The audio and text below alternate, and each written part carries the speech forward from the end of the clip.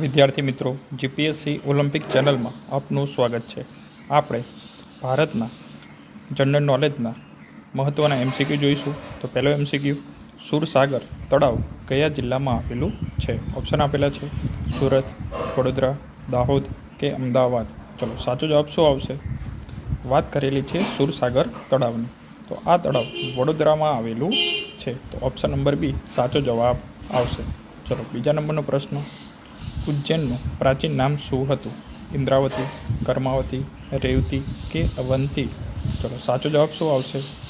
આપણે કહી શકાય કે મહાભારતમાં ઉજ્જૈન એક પ્રાચીન શહેર હતું અને ઉજ્જૈન આપણે કહી શકાય કે ઉત્તર પ્રદેશમાં આવેલું, મધ્યપ્રદેશમાં આવેલું છે, જ્યાં કાળ ભૈરવનું મંદિર આવેલું છે. તો આ ઉજ્જૈનનું પ્રાચીન નામ અવંતી હતું. તો ઓપ્શન નંબર ડી સાચો જવાબ આવશે.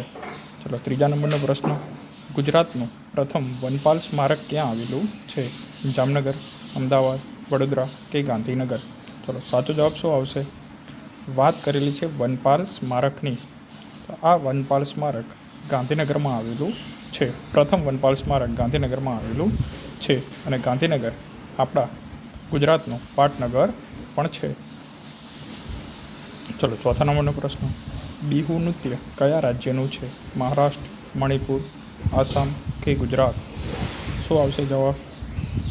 આપણે કહી શકાય કે ગુજરાતમાં લોકનૃત્ય તરીકે આપણે ગરબા છે, એ જ રીતના બિહુ એ અસમ રાજ્યનું છે અને આ એમના ઉત્સવ કે વર્ષમાં 3 થી 4 વખત આ નૃત્ય કરવામાં આવે છે.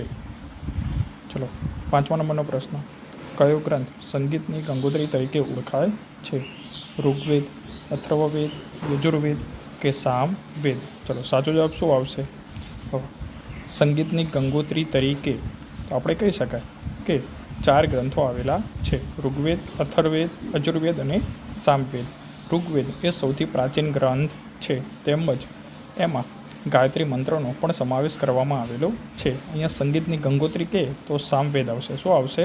સામવેદ. યજુર્વેદમાં યજ્ઞોની વિધિઓ આપેલી છે.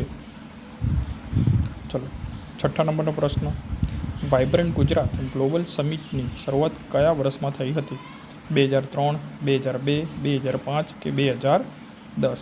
તો આપણે કહી શકાય કે ગુજરાતમાં બિઝનેસને આપણે સ્ટાર્ટઅપ આપવા માટે તો વાઇબ્રન્ટ ગુજરાત ઈસવીસન 2003માં આની શરૂઆત કરવામાં આવી હતી. તો ગાંધીનગર મુકામે આનું આયોજન કરવામાં આવે છે.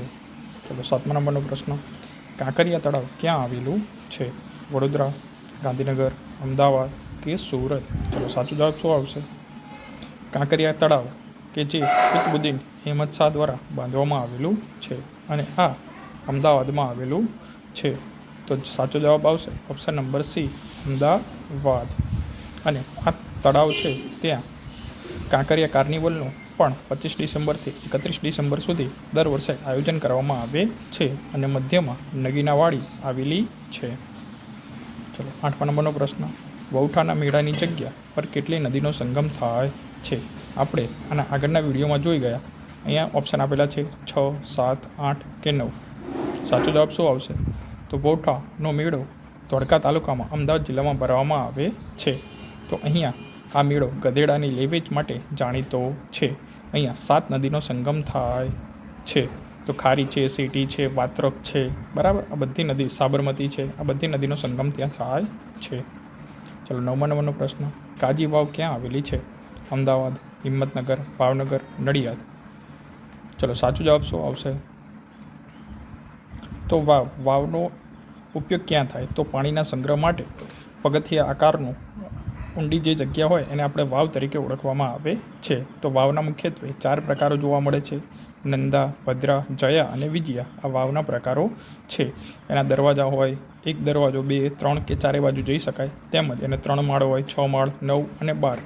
આ રીતના એના પ્રકાર પડે છે. મહત્ત્વની વાવોની વાત કરીએ તો સૌથી પહેલાં એક રૂડાબાઈ, જે અડાલજમાં રૂડાબાઈ અડાલજની જે વાવ છે એમને બંધાવેલી છે. એના સિવાય એક છે રાણકી વાવ, એ પાટણમાં આવેલી છે, એ રાણી ઉદયમતીએ બંધાવેલી છે. એ જ રીતના વાત કરીએ તો કાજી વાવ, તો કાજી વાવ સાબરકાંઠા જિલ્લામાં આવેલી છે અને તે હિંમતનગરમાં આવેલી છે. તો સાચો જવાબ આવશે હિંમતનગર. એટલે 10મા નંબરનો પ્રશ્ન, અરવલ્લી જિલ્લાનું મુખ્ય મથક કયું છે? બરાબર. તો અરવલ્લી જિલ્લો છે તો ઓપ્શન આપેલા છે મોડાસા, વેરાવળ, રાધનપુર કે બાયડ. સાચો જવાબ શું આવશે? તો સાચો જવાબ આવશે મોડાસા.